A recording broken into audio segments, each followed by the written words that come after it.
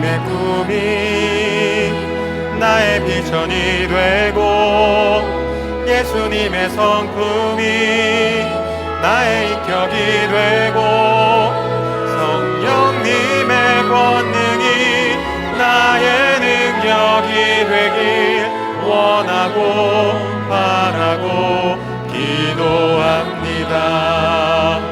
하나님의 꿈이 나의 비전이 되고 예수님의 성품이 나의 인격이 되고 성령님의 권능이 나의 능력이 되길 원하고 바라고 기도합니다. 예배합니다. 찬양합니다. 주님만 날 다스리소서. 예배합니다. 찬양합니다. 주님 홀로 높임 받으소서. 주님 홀로 높임 받으소서.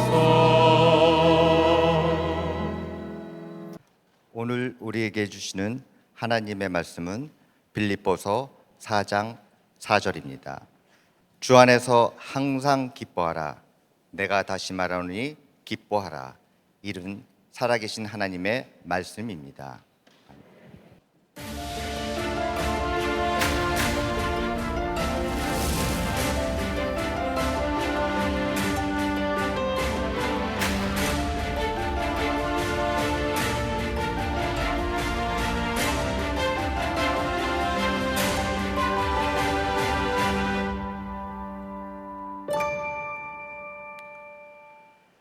자, 오늘 말씀 성경 봉독을 하면서 제일 많이 나온 단어가 뭐였죠?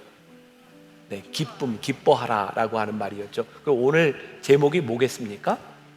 네, 기쁨에 대한 거예요. 자, 기억하세요. 제가 성품에 대한 설교, 나는 그리스도인입니다. 첫 주에 누구를 가지고 어떤 설교를 했죠? 네, 다니엘을 가지고 용기도 성품이다. 용기에 대한 이야기를, 그 다음 주에 다윗의 이야기를 통해서 감사도 성품이다. 오늘은 이제 바울의 이야기를 통해서 기쁨도 성품이다 라는 이야기를 하려고 합니다. 오늘 여러분들 마음 가운데 이 기쁨에 대한 이야기들이 잘 자리를 잡으면 좋을 것 같아요. 사도 바울이 오늘 이 빌립보서를 어디에서 쓰고 있냐면 감옥에서 쓰고 있어요. 우리가 잘 알고 있는 유명한 로마서 말씀도 사도 바울이 감옥에서 썼던 거거든요. 근데 로마서를 보면 우리가 알고 있는 유명한 구절이 있죠. 모든 것이 합력하여 선을 이룬다. 사도 바울은 감옥에서 그런 글을 쓰고 있어요. 이 빌립보서는 감옥에서 뭐라고 얘기하냐면 빌립보서는 끊임없이 기뻐하라, 기뻐하라, 기쁨에 대한 이야기가 나오고 있어요. 찬양하고 감사하고 기도하는 이야기가 나오고 있어요. 사도 바울은 감옥에서 어떻게 이런 편지를 쓸 수 있었을까? 사도 바울은요, 예수님 때문에 기뻐했고 예수님 안에서 기뻐하고 있었어요. 사도 바울은 감옥 안에서 어떤 편지를 써요? 감옥에서도 예수님을 아는 지식이 나에게 가장 고상하다고 여겼으므로 모든 것들을 다 배설물로 여겼다. 이 사도 바울의 성품을 결정짓는 이 기쁨의 근원은 분명히 환경에 대한 문제는 아니었다는 거죠. 자, 우리가 잘 아는 말씀 하박국 3장 17절과 18절 말씀, 우리 한 목소리로 같이 봉독해 보겠습니다. 시작. 비록 무화과 나무가 무성하지 못하며 포도나무에 열매가 없으며 감람나무에 소출이 없으며 밭에 먹을 것이 없으며 우리의 양이 없으며 외양간에 소가 없을지라도 나는 여호와로 말미암아 즐거워하며 나의 구원의 하나님으로 말미암아 기뻐하리로다. 자, 여기에 나오는 비록 무화과 나무 잎이 마르고, 이게 뭐예요? 그의 인생의 최악의 상황인 거예요. 아무것도 없는 거예요. 근데 하박국 기자가 그럼에도 불구하고 내가 여호와로 말미암아 즐거워하는데 나의 구원의 하나님으로 인해 내가 기뻐하리라. 그가 그의 인생을 나에게 무엇이 있는가라는 프레임으로 본 것이 아니라 구원의 프레임으로 그의 인생을 보는 거죠. 오늘 사도 바울을 보니까 그의 편지들을 보면 사도 바울의 성품이 그냥 만들어진 것이 아니라 그의 편지들 가운데 보면 배우고 익히고 노력했다는 내용들이 여기저기 나오고 있어요. 자, 빌립보서 4장 11절과 12절, 이것도 우리가 익히 잘 아는 유명한 말씀이에요. 같이 봅니다. 시작. 내가 궁핍함으로 말하는 것이 아니니라. 어떠한 형편에든지 나는 자족하기를 배웠노니, 나는 비천에 처할 줄도 알고 풍부에 처할 줄도 알아. 모든 일, 곧 배부름과 배고픔과 풍부와 궁핍에도 처할 줄 아는 일체의 비결을 배웠노라. 그러니까 사도 바울에게 있어서 이 기쁨이라고 하는 것은 어느 날 기도하다가 기쁨의 은사를 딱 주셔서 그냥 기뻐하게 된 것이 아니라 그의 삶에서 그 비결을 배웠다고 얘기하는 거예요. 그러니까 사도 바울은 성도들에게 편지를 쓰는데 빌립보서 4장 9절에 보니까 너희는 내게 배우고 받고 듣고 본 바를 행하라. 그리하면 평강의 하나님이 너희와 함께 계시리라. 그러니까 이 기쁨의 프레임을 우리들이 가지기 시작할 때 우리에게 오는 유익이 뭐예요? 평강의 하나님이 너희와 함께 하시리라. 자, 이 말씀을 들으면서 저와 여러분들에게 도전을 받아야 될 게 뭐예요? 하나님, 저에게 지금 어떤 상황이 밀려오고 있는지 모르지만 저에게 이 평강이 있습니까? 사도 바울은 기쁨으로 살기 위해 기쁨의 장애물들을 제거한 사람이었어요. 그는 기쁨의 감정을 개발한 사람이었죠. 그는 기쁨의 장소를 그가 어디에 있든지 감옥에 있음에도 불구하고 예수 안에서 기뻐하기로 결심한 사람이었어요. 그는 기쁨의 적인 염려를 정복한 사람이었어요. 그는 영적인 훈련을 통해 기쁨의 거룩한 습관을 습득했던 사람이었어요. 아하, 기쁨이라고 하는 것은 우리들이 영적인 성품으로 우리들이 만들어갈 수 있고 우리들이 결정할 수 있는 것이구나. 사도 바울이 옥중에서 기뻐했다면 우리도 지금 우리들의 삶의 한가운데서 기뻐할 수 있겠구나. 우리들이 이 기쁨의 비결은 무엇일까? 자, 여러분들은 이제 만나교회에서 이렇게 예배를 드리고 저는 이 강단에서 설교를 하고 있어요. 참 우리들에게 큰 축복이 하나 있다. 그게 뭐냐면 제 표정이 아주 좋은 거죠. 잘 대답하세요. 어떻게 생각하세요? 전 모르겠어요. 제가 이제 목회를 한 30여 년 하는 동안 옛날 사진과 요즘 사진을 이렇게 비교해서 보잖아요. 지금이 훨씬 나아요. 나은 게 뭐냐면 표정이 나아요. 제가 30여 년 목회를 하는 동안 저에게 정말 한 가지 축복이 있다면 제 표정이 참 좋아진 거예요. 여러분 참 신기하지 않아요? 하나하나 뜯어보면 볼 게 없는데 전체적으로 보면 너무 괜찮지 않아요? 근데 제일 괜찮은 게 뭐예요? 제가 여기에서 기쁨의 표정을 가지고 말씀을 나눌 수 있는 게 얼마나 큰 복인가. 만일 제가 여기서 말씀을 나누는데 인상을 확 쓰고 맨날 그냥 심각하게 그렇게 설교하고 있다면 우리 예배를 드리는 이 시간들이 얼마나 우리들에게 즐거울까.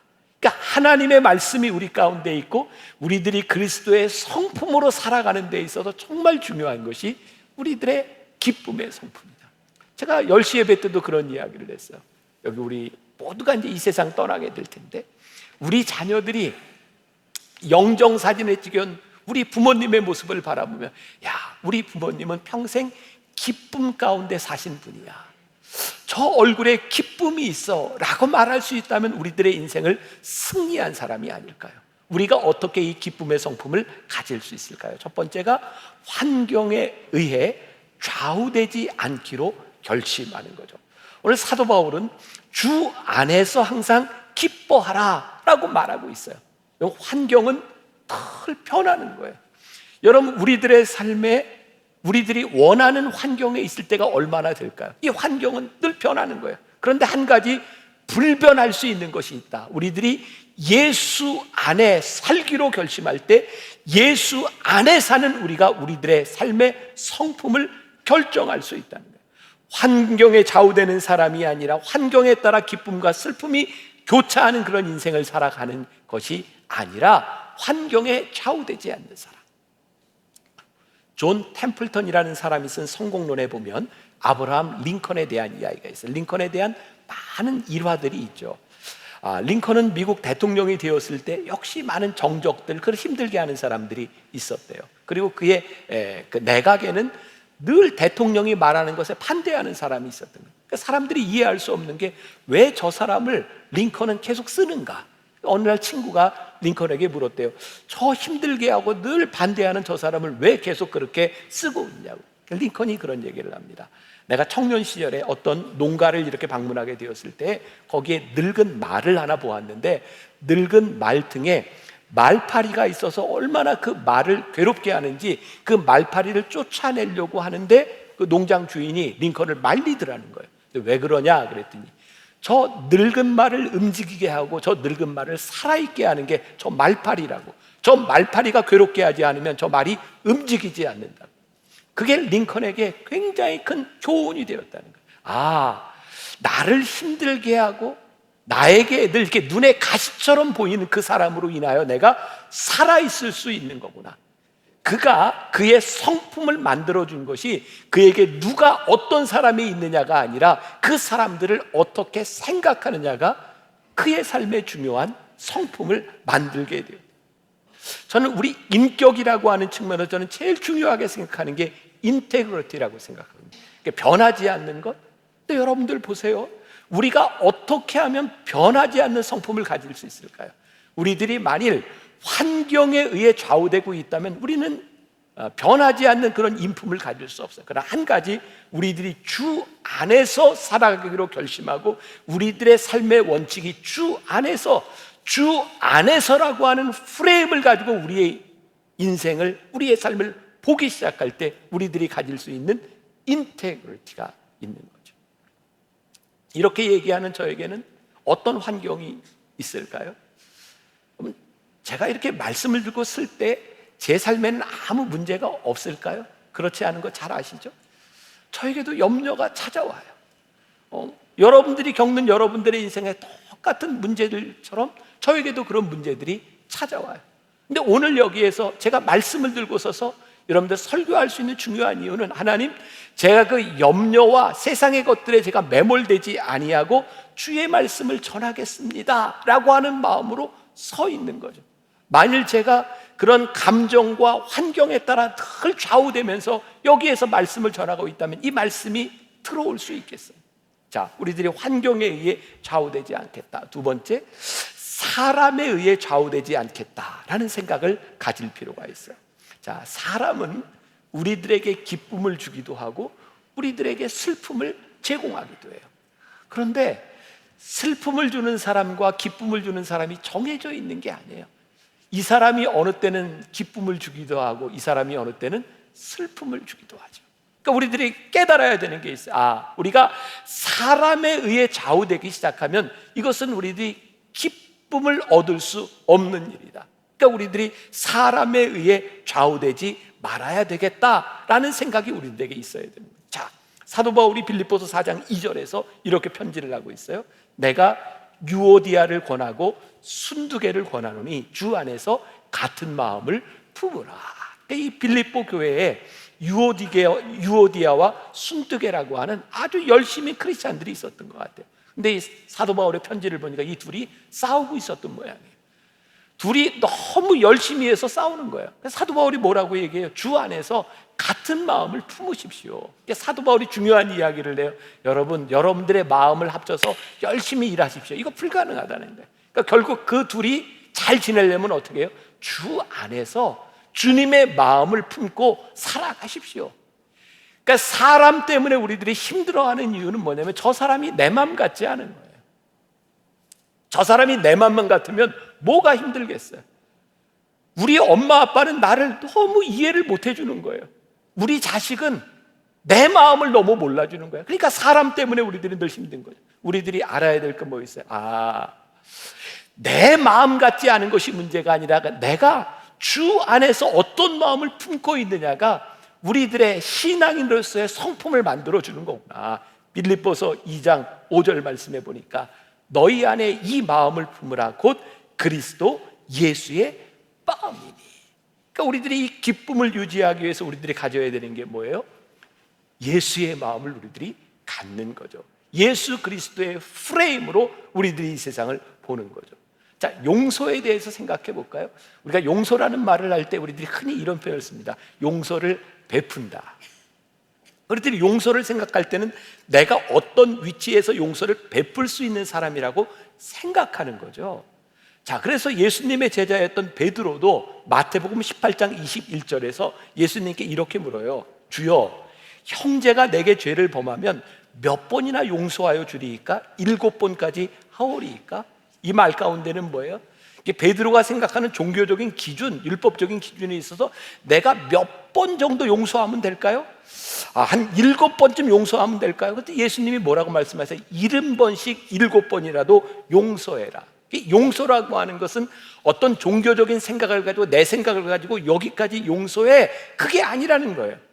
용서는 그렇게 베푸는 그런 것이 아니라 예수님께서 말씀하시는 것은 용서, 너희들이 한없이 용서하는데, 하나님의 마음으로 용서하는데, 그 용서는 네가 용서해 주는 그 사람을 위해 베푸는 것이 아니라 너를 위해 용서하는 거야. 용서는 베푸는 게 아니야.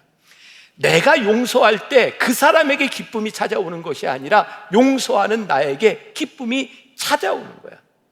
성품의 사람이 갖게 되는 가장 큰 유익은 기쁨을 우리들이 소유할 수 있게 된다. 용서할 때 우리들이 그 기쁨을 소유하게 된다네. 근데 70번씩 7번이라도 용서하라. 왜 예수님은 이렇게 말씀하셨을까요? 70번씩 7번이라도 용서해라. 그러니까 한 번 딱 용서하고 내가 기쁨의 성품을 가졌어 하면 좋을 때 그거 안 된다는 거예요. 왜? 우리가 누군가를 용서했는데 우리들이 힘든 게 뭔지 아세요? 나는 용서했다고 생각하는데 다 잊었다고 생각하는 사실은 우리의 기억 속에 다 남아있어요. 그래서 내가 용서했는데 어떤 게 한번 나를 탁 건드리면 그 일이 막 생각나는 거예요. 이거 또 이야기 했더니 그게 또 생각나네. 마음속에 그거 막 또 생각나. 그럼 막 미치겠는 거예요. 나는 용서했다고 생각하는데 그게 생각날 때마다 힘든 거예요. 예수님께서 70번씩 7번이라도 용서하라고 하는 이 말씀은 이런 의미구나. 나는 용서했다고 생각했는데 내 기억 속에 또 그 일들이 생각날 때마다 또 용서하고, 그렇구나. 이 용서를 통해 우리들이 얻을 수 있는 기쁨은 한 번에 완성되는 것이 아니라 이것이 영성 훈련이구나. 그 일들이 생각날 때마다 예수의 이름으로 우리들이 용서하면서 그때 누리는 그 기쁨을 우리들이 경험하기 시작할 때에 이 기쁨의 성품이 우리들에게 조금씩 만들어지는 것이구나. 잊고 용서하자라고 생각했는데 어느 순간 그것이 우리들에게 떠오를 때 또 용서하며 하나님이 주시는 기쁨을 우리들이 경험하며 우리들에게 만들어지는 성품의 과정들. 그러고 보니까 70번씩 7번이라도 용서하라고 하는 이 말씀은 우리의 영성, 우리의 성품을 만들어가라는 말씀인 것처럼 들리기도 해요. 또 세 번째, 염려하지 않기로 결심할 필요가 있어요. 여러분, 염려하지 않는 제일 중요한 비결이 뭔지 아세요? 뭘까요? 염려하지 않는 비결 알려드릴까요? 네, 염려하지 않기로 결심하는 거예요. 네, 염려하지 않는 최고의 비결이 뭐라고요? 염려하지 않기로 결심하는 거래요. 이게 굉장히 이상한 얘기처럼 들리지만 이게 굉장히 중요한 얘기거든요. 여러분, 요새 요 시대를 살고 있는 사람들에게 제일 많이 팔리는 약이 신경 안정제라 그래요. 요즘 아무튼 우리의 신경을 건드리는 일들, 불안한 일들이 굉장히 많은 거죠. 또 요즘 사람들이 제일 힘들어하는 병 가운데 하나가 공황장애예요. 그러니까 대충 이렇게 잘 해결되지 않는 우리 질병의 진단을 받는 게 되게 공황장애. 그러니까 이 중에도 많은 분들이 공황장애라는 진단도 받고 약을 먹고 있을 거고요. 저도 굉장히 오래전에, 그때는 공황장애라고 하는 것이 그렇게 보편화되기 전에 저는 공황장애라는 병명을 찾기까지가 굉장히 힘들었어요. 그 과정이 굉장히 힘들었어요. 제가 공황장애의 그 힘든 시간 가운데도 제가 이길 수 있었던 첫 번째는 뭐냐면 의사 선생님이 이야기한 이 병으로는 죽어도 안 죽습니다. 그러니까 약을 먹고 빨리 회복이 되십시오. 또 하나는 제가 이 힘든 시간에 주일마다 이 강단에 서야 되는데 저는 이 패닉 어택이 설교하다 왔거든요. 그러니까 저에게 두려움이 뭐였냐면 설교하다가 또 공황장애가 오면 어떡하지? 설교하다 죽을 것 같으면 어떡하지? 그게 무서웠어요. 그거를 이기는데 2년이 지났어요. 제가 이 설교단에 올라올 때마다 이 밑에 앉아서 얼마나 간절하게 기도했냐. 하나님, 저를 좀 붙잡아 주세요. 저 설교하다 공황장애 오면 제가 감당하지 못할 것 같아요. 아마 제 인생에 가장 간절하게 기도했던 때가 그 2년이었어요. 그래서 그 기간 동안 저는 매월 기도원에 가서 2박 3일 동안 기도하고 말씀 듣고 기도하면서 하나님께 그런 기도를 했어요. 하나님, 저를 붙들어 주세요. 약도 잘 먹고 제가 하나님께 기도한 건 제가 이 염려를 하나님께 맡기겠습니다. 이 공황장애 죽어도 안 죽는 건데 이 일이 일어나지도 않았는데 왜 저는 여기에 대한 두려움을 가지고 있을까요? 그래서 하나님께 맡기는 것, 내가 염려하지 않기로 결심하며 그 시간들을 지났다. 여러분, 의부증, 의처증 이런 의심들이 뭐예요? 우리들에게 일어나지 않는 것에 대하여 염려하며 의심하는 거죠. 의심하는 데서 염려들이 발생하게 돼요. 그래서 오늘 우리들이 결심할 수 있는 거예요. 하나님, 저에게 염려가 찾아옵니다. 저에게 불안이 찾아옵니다. 아직 일어나지 않는 일들이 저에게 찾아옵니다. 그런데 오늘 제가 하나님 앞에서 결심하기를 원하는데 어떤 근심과 걱정이 와도 어려운 일을 당해도 걱정하지 아니하고 주님께서 저를 지키실 것을 믿으며 염려를 내려놓겠습니다. 그 결심을 우리들이 하는 거예요. 생각나는 찬양이 하나 있어요. 너 근심 걱정 와도 어려운 일 당해도 걱정 말아라. 주 너를 지키리. 위험한 일 당해도 슬픈 일이 와도 걱정 말아라. 주 너를 지키리. 늘 지켜주시리. 주님의 사랑 속에 거하라. 귀의 평화 속에 유하라. 그분의 영원 속에 자유하라. 주 지키리. 사랑 속에 거하라. 그의 평화 속에 유하라. 그분의 영원 속에 자유하라. 주 지키리. 주님의 사랑 속에 거하라. 그의 평화 속에 유하라. 그분의 영원 속에 자유하라. 주 지키리. 사랑 속에 거하라. 그의 평화 속에 유하라. 그분의 영원 속에 자유하라. 주 지키리. 염려하지 않는 비결이 뭐라고요? 염려하지 않기로 결심한다. 자, 네 번째, 물질에 흔들리지 않기로 결심하는 거예요. 자, 우리를 힘들게 하는 많은 일 가운데 하나지만 제일 중요한 게 사실 물질에 대한 문제죠. 경제적인 압박이 오면 참 힘들어요. 우리 가정의 평안을 빼앗아 갈 수도 있어요.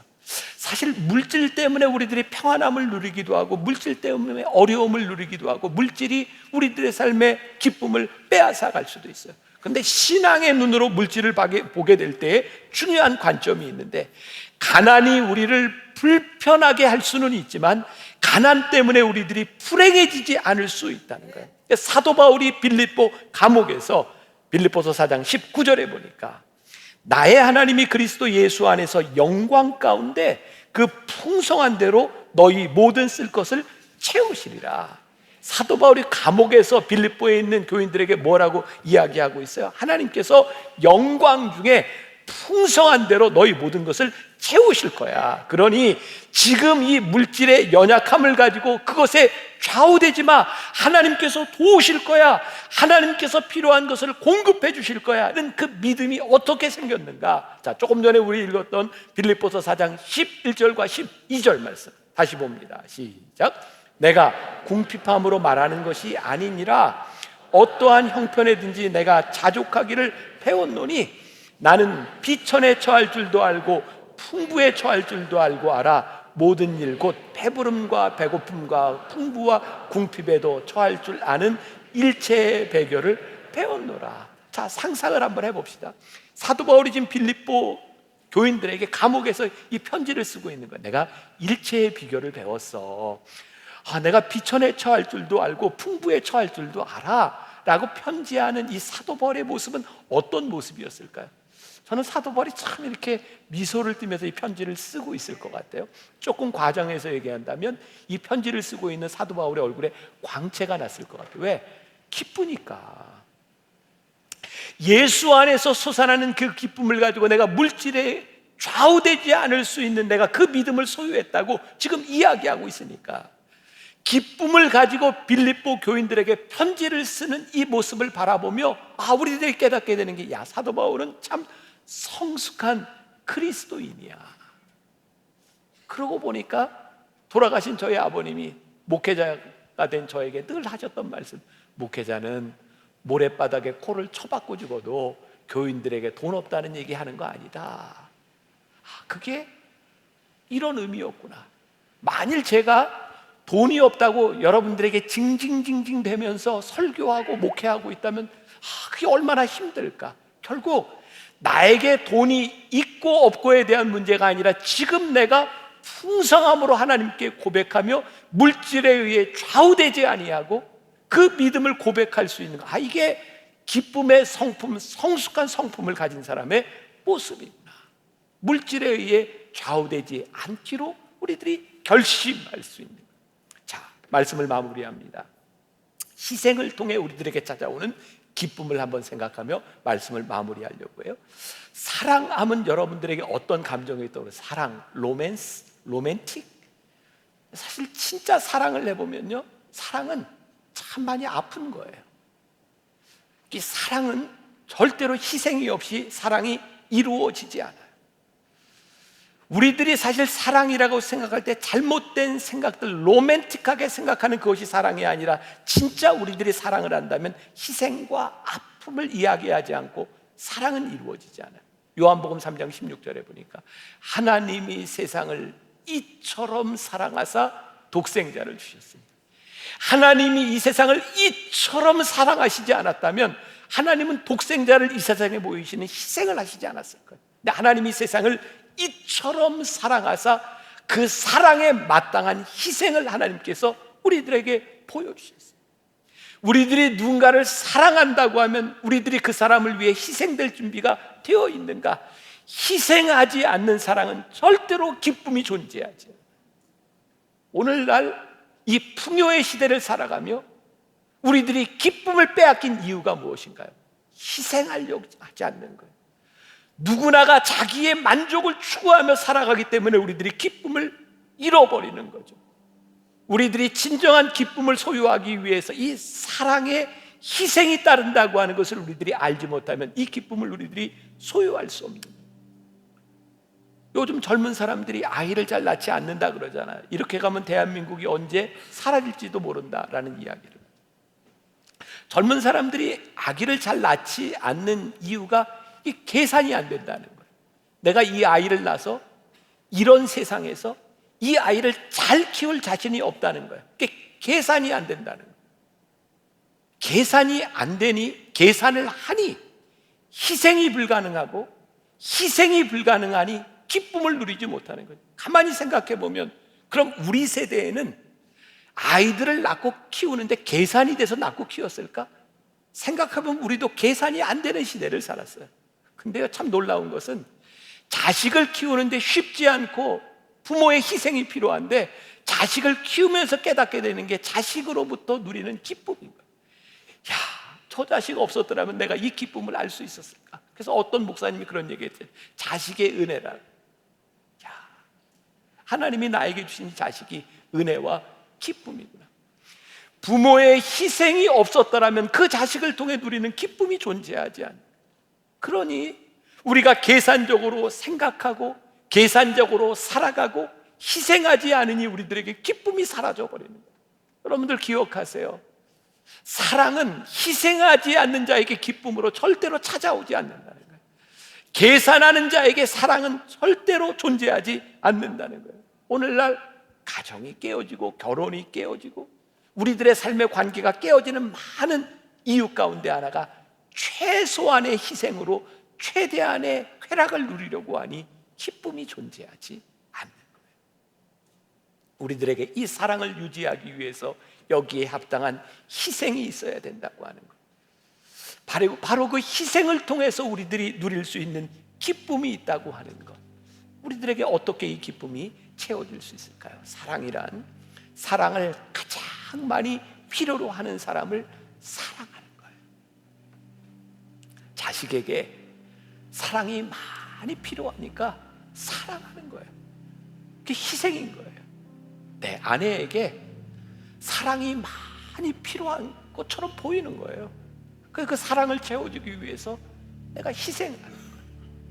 어느 날 내 부모님을 보니 저렇게 늙으셨구나, 마음이 아픈 거예요. 그래서 부모님을 많이 사랑해주기 위해서 내 희생이 필요한 거예요. 그때 찾아오는 게 기쁨인 거예요. 근데 이게 힘들다는 걸 알죠. 어떻게 우리들이 이 기쁨을 회복할 수 있을까요? 우리는 너무 우리들이 부족한 존재라는 걸 알죠. 어떻게 우리들이? 그래서요, 우리들이 뭐예요? 예배 드리는 거예요. 이 시간에 말씀을 듣고 찬송하고 기도하면서 하나님, 저 부족한데 제가 오늘 예배 드리면서 염려하지 않기로 결심하고 사랑이 필요한 그 사람에게 내가 이 희생, 내가 사랑하기로 결심하고, 그래서 이 예배 가운데 우리들이 염려를 다 내려놓고 십자가 아래 내가 하나님 이 염려를 내려놓습니다. 그리고 기쁨을 회복해서 나가는 거예요. 근데 세상에 나가서 또 한 주간을 살다 보면 이게 힘든 거예요. 그래서 또 기쁨을 잃어버려요. 또 우리는 무거운 짐을 가지고 와요. 그럼 또 오늘 예배 드리면서 또 결심하는 거죠. 아, 그래, 염려하지 않기로 결심해. 내가 물질에 의해 좌우되지 않기로 결심해. 내가 사람에 의해 내 기쁨을 빼앗기지 않을 거야. 그리고 예배하고 결심하는 거예요. 그렇게 우리의 영성이 만들어져 가는 거예요. 이 영성이 연습되고 훈련되고 우리의 성품으로 만들어져 가는 거예요. 그러니 하나님을 믿는 예수 그리스도인들에게 이 기쁨의 성품이 나타나야 되는 거고, 이게 한 번에 완성되지 않지만 우리들이 10년, 20년, 30년 후에 우리의 사진을 보면 야, 그래 내가 이렇게 변화됐구나 라고 알 수 있는 성품의 변화들이 우리 가운데 일어나야 되는 거죠. 그래서 오늘 여러분들이 이 전을 나갈 때 회복된 기쁨을 가지고 나갈 수 있기를 간절히 소원합니다. 여러분들이 나가는 여러분들의 모습들을 바라보며 야, 참 기쁘다, 감사하다, 야, 참 성숙하구나 라는 모습들이 우리들에게 나타납니다. 옛날 우리 할머니들이 많이 불렀던 주 안에 있는 나에게 딴 근심 있으랴, 이게 뭐예요? 근심거리 가지고 온 거예요. 근데 십자가 밑에 나아가 내 짐을 풀었네. 주님을 찬송하면서 할렐루야, 할렐루야. 자, 오늘 여러분들의 근심과 걱정을 다 십자가 아래 어떻게 해요? 내려놓자고요. 그리고 기쁨으로 나아가자고요. 기쁨의 성품을 여러분들이 회복하고 나아가자고요. 한 번으로 되지 않지만 매일매일 매주 이 영성이 우리들에게 훈련되어서 그 기쁨이 여러분들의 성품이 될 수 있기를 주님의 이름으로 간절히 축원합니다. 주 안에 있는 나에게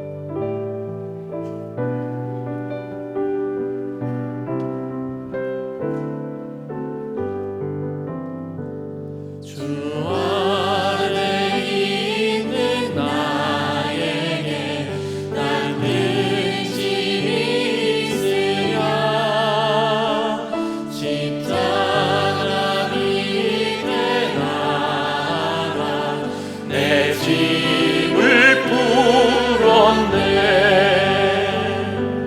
주님을 찬송하면서 할렐루야, 할렐루야. 내 앞길 멀고 험해도 나 주님만 따라가리. 그 두려움이 내 기도 되었고 첫날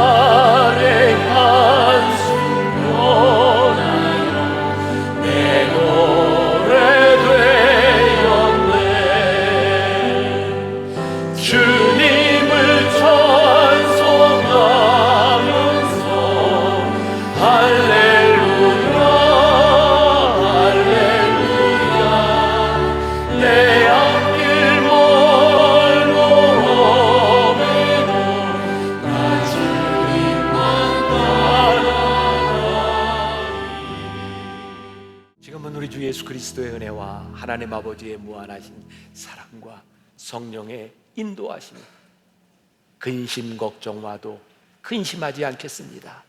주님이 나를 지키십니다. 오늘 주의 평안과 주의 진리와 자유 가운데 거하기를 소원합니다. 다짐하며 이 세상으로 나가는 당신의 사랑하는 모든 백성들 위해 지금부터 영원까지 함께 하시기를 간절히 축원하옵나이다. 아멘.